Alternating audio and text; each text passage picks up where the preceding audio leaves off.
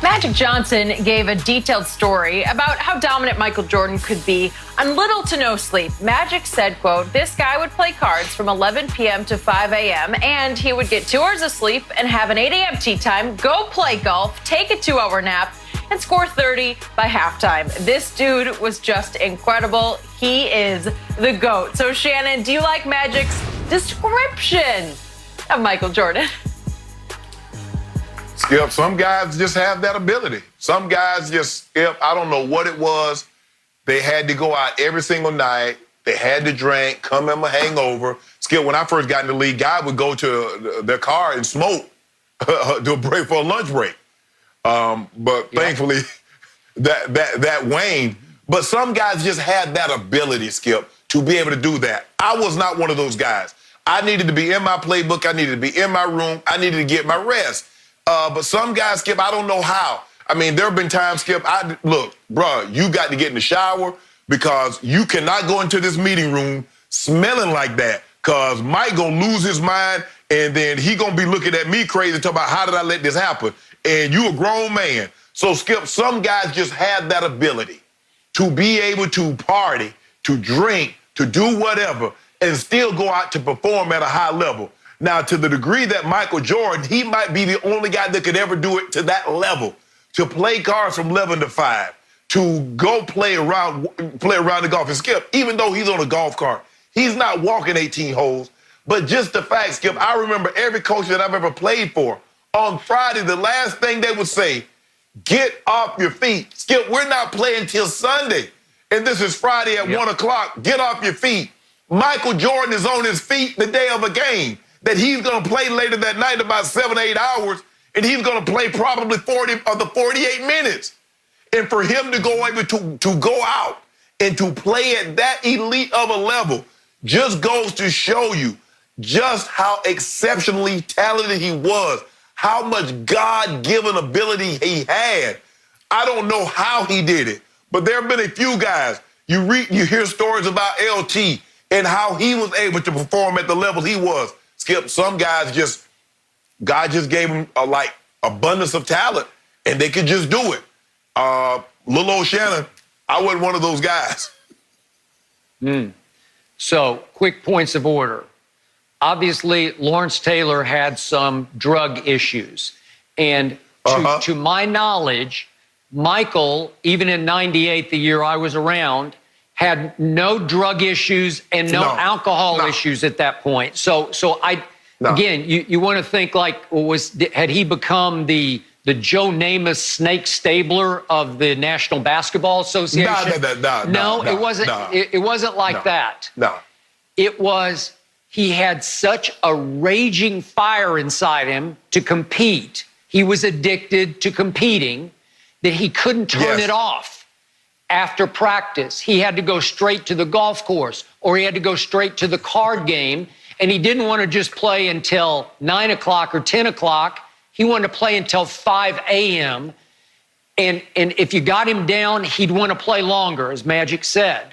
And then he'd sleep for a couple hours. And Magic was he was actually describing what was going on in Barcelona before the Olympics. So then he'd go play golf and he'd take a quick nap and he'd go score 30 against Ghana, somebody before halftime. But the point was, the point was that raging competitive fire ran so hot that I believe it did start to devour him. And I do believe that gambling associations did have a lot to do with why he was forced to take a sabbatical for 2 heart of his prime years at age 30 and 31 and go play baseball, AA, for the Birmingham team that was owned by the Bulls owner, who's obviously also the White Sox owner, Jerry Reinsdorf.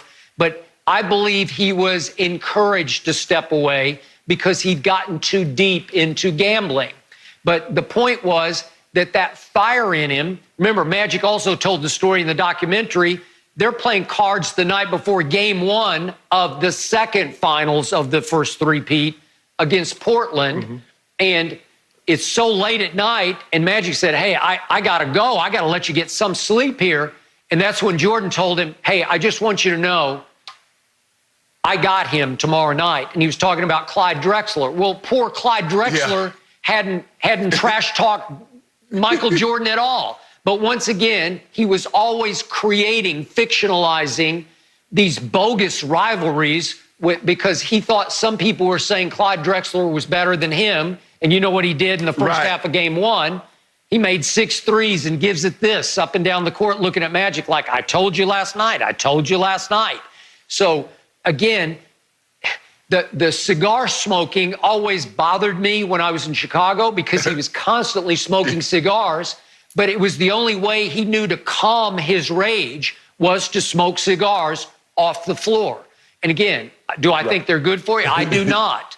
But Shannon, the other side of Michael was he was a supremely talented overachiever because the other thing he would do is Tim Grover, the great trainer of Michael Jordan, after every home game would go in the locker room and hold up fingers for Michael. Do you want to go at 6, 7, or 8? And he was talking about the Breakfast Club workout club that they had with Scottie Pippen and Ron Harper at Jordan's house before breakfast. And if Michael had played a so-so game, he might want to start at 6 a.m., maybe 7. Maybe if he played well, started at 8. But he never missed a workout when I was there in '98, his last go-round with those Bulls, because he was in supreme shape, even though he smoked cigars. So don't underestimate. He wasn't letting himself go. He was still working as hard as ever, and there was no drug or alcohol issue, certainly that I was aware of. Skip, one of the greatest athletes that I've ever been around was a guy named Simon Fletcher. He played with me in Denver my first 3 years. Simon would smoke probably 3 cigarettes, drink a fifth of Jack, and couldn't nobody beat him in wind sprints. He was an outside linebacker. He was the most, I'm talking about Skip, to what he could do after. I'm like, Fletch, how you do that? He's like, I don't know, I just do it. Skip, what Michael Jordan, Skip, when you say he had a competitive issue, see, B.J. Armstrong was describing it last night, Skip. He said, we played the game. Michael won the game.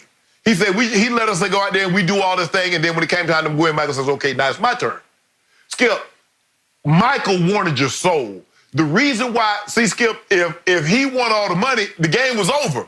See, if he lost, he wanted to keep playing. Skip, he wanted your soul. He wanted, I got all your money, and on the court, he wanted to take your soul. Yes, we won the game, but I dropped 50. That was his mindset, Skip. He wanted to break you mentally.